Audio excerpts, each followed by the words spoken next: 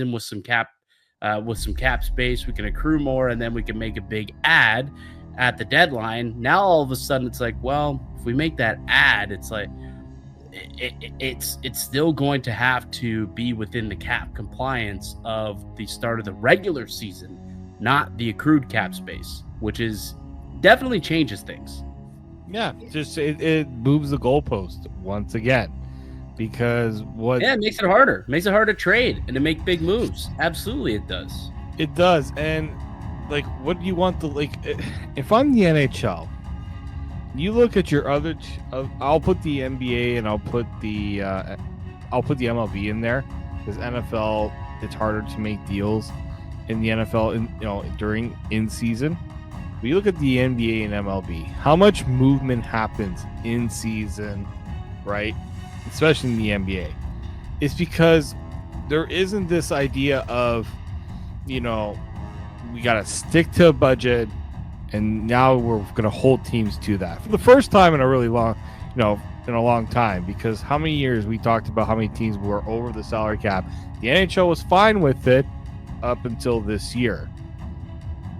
It actually does the kind of, and I was talking with some colleagues about this, now it kind of takes away from that potential excitement of, I'm sure a lot of Panthers fans were excited that they went and they got Marchand and they got Seth Jones. Yeah. Because in that trade deadline, we were kind of like, okay, there's some okay moves. Then the Brad Marchand move happened, and it's just like, holy crap, right? The reaction of every single person that saw that trade, because you saw a big move. But then you have a lot of teams like, yeah, we would love to make a big move, but salary cap doesn't allow for it. Other than some GMs don't want to trade assets, right? And they want to hold on to these assets. That's a whole other story. But like, majority of the time you hear, just couldn't get a deal done because couldn't make the money work. And now one of the ways that teams thought they could actually do it is being taken away. It's just like, it just makes these trade deadlines less compelling. And I'm a person that writes about trade deadlines, and I'm covering deadlines. And I always say, like, I don't get my hopes up very high when those seasons come around, just because I know that the salary cap just makes it that much tougher to do those sort of deals that everybody would like to see. Right? It is funny. Like, the topic of conversation around the NHL is like the hard cap system has killed the league and killed momentum and killed the offseason, getting killed in-season trades and blockbuster trades. The hard cap system, although it's created parity, which I will, credit Gary Bettman for that. It does seem like there is parity and turnover every, 5, 6, 7 years within the league. Sure, that was your goal. It's been accomplished, but it's also kind of made your league stale in terms of player movement. Like the NFL, the NBA is insane. The way that the NBA can move around money, it's wild. And why? Because they have a soft cap system, right? It's the way it is. Like MLB, there's no salary cap, so they can go out and make big trades and add big-time players to their team no matter what. You go and you look at the NFL, like they can restructure contracts, they can cut players, only the guaranteed money actually counts. They can trade, like it just creates a lot more flexibility. The NHL, once that contract's signed, like that's it. Like that's where we're at. And there's no releasing guys mid-season to get rid of it. You can waive them, I guess, but still only a portion of it can be waived. 1.15 million of it can be waived. The rest will still be on your against your cap. So it's going to be interesting to see how this changes things moving forward. I guess this would benefit teams though that are hit pretty hard by like cap recapture penalties, because that cap would not go against the daily lineup because they're not in your lineup come playoff time. So that's one thing. So teams that have a couple of players who've been bought out, that cap I guess won't go against the playoff cap. But we'll see. We'll see what happens. I'm not sure why they decided to rush this and implement it right away.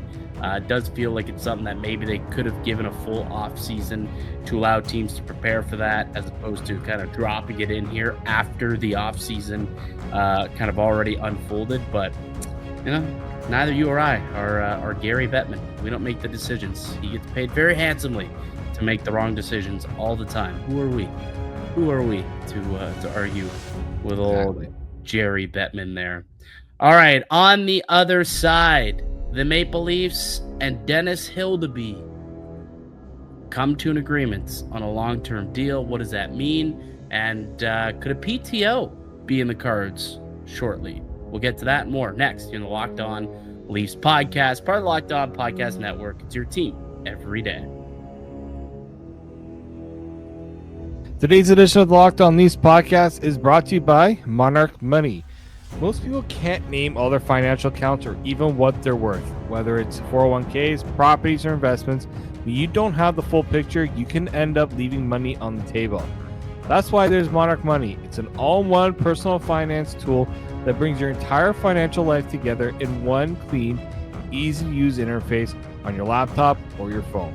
Monarch is built for people with busy lives. If you put off organizing your finances, Monarch is for you. Monarch does the heavy lifting. You can link all your accounts in minutes, see clear data visually, get smart categorization of your spending, and finally feel in control of your money without ever touching a spreadsheet. And that's a big one there. You know, if you feel like you're not saving as much as you think you should, Monarch can help you find inefficient investments that you're making are, things you don't need, like subscriptions that you're paying more than you should. Go and check out Monarch because you don't want to let financial opportunity slip through the cracks. Use code LOCKEDONNHL at monarchmoney.com in your browser for half off your first year.